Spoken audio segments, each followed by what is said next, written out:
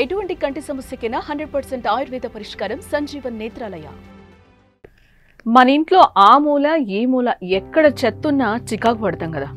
వారం రోజులు ఇంటి ముందు చెత్త బండి రాకుంటే ఇంట్లో చెత్తతో నరకం అనుభవిస్తాం. అలాంటిది ఊర్లో నలుమూలల నుంచి వచ్చే చెత్తతో నిండిన డంప్యార్డుల్లో నివసించే ప్రజల జీవితాలు ఎంత దుర్భరంగా ఉంటాయో ప్రత్యేకంగా చెప్పనక్కర్లేదు.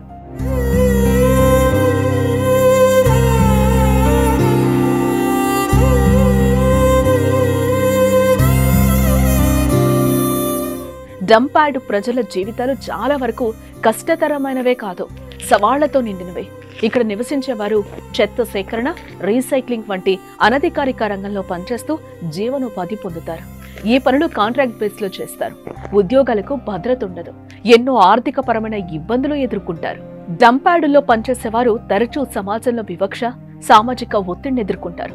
డంప్యార్డుల్లో పనిచేసేవారు చెత్తలోని హానికరమైన పదార్థాలు, రసాయనాలు మరియు కలుషిత వాతావరణం వల్ల శ్వాసకోశ సమస్యలు, చర్మ వ్యాధులు, ఇన్ఫెక్షన్లు వంటి ఆరోగ్య సమస్యలను ఎదుర్కొంటారు.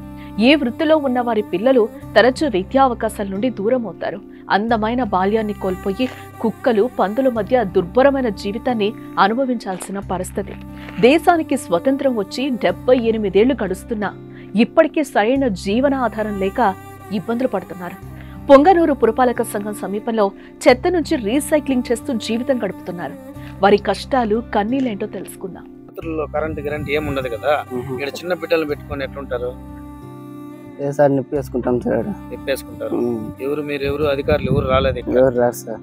వచ్చిన ఒకవేళ ఆధార్ కార్డు, రేషన్ కార్డు చేసేమంటే ఎవరైనా చేసే వరకు వచ్చినారు? లేదు సార్. మీరు తిండికి ఎట్లా? తిండి ఏం చేస్తారు? అదే సార్, ఏరుకొని బియ్యం తెచ్చుకొని చేసుకుంటాము. ఎక్కడ అమ్మేది? ఏడు సార్ కట్టమంది సార్. అమ్మితే ఎంతకి ఇస్తారు కేజీకి? ఇదే సార్ 15 రూపాయలు అట్లా వేసుకుంటారు సార్ డబ్బాలు.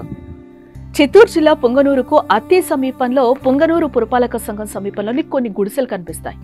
ఇక్కడ ప్రజలు గత కొన్నేళ్లుగా చెత్త సేకరించి అందులో నుంచి పనికొచ్చే మెటీరియల్ ను వేరు చేసి అమ్ముకుని జీవనం కొనసాగిస్తున్నారు. అడ్రస్ లేని జీవితాలను అనుభవిస్తున్నామని, ఆధార్ కార్డుల కోసం కార్యాలయాల చుట్టూ ప్రదక్షిణలు చేస్తున్నా పట్టించుకోలేదని వాపోతున్నారు. ఎండకెండుతూ వానకు తడిసిపోతూ గోనె సంచీలు గుడిసెలుగా వేసుకుని బతుకుతున్నామని అంటున్నారు.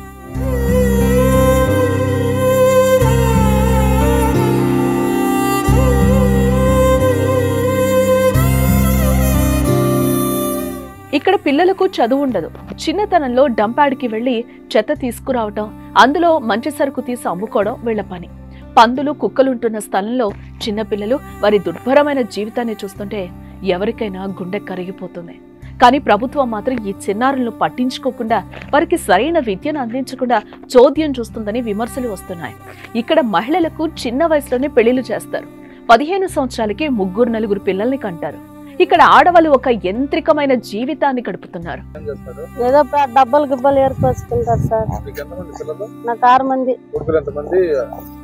కొడుకు, 3 ఆడబిడ్డలు 3. ఏదో అదే ఏరుకొచ్చి గిరికొచ్చి వేసుకుని అది చేసుకుంటా ఉన్నాం సార్. లేదు సార్, భీమ్ కార్డు కూడా లేదు సార్. చేసి లేదు సార్.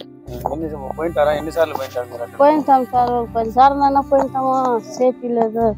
చిన్న చిన్న పిల్లలే కదా, వాళ్ళకి ఏమన్నా ఆసుపత్రిలో కానీ ఏమన్నా డబ్బులు ఏమన్నా ఇచ్చినారా? లేదు సార్.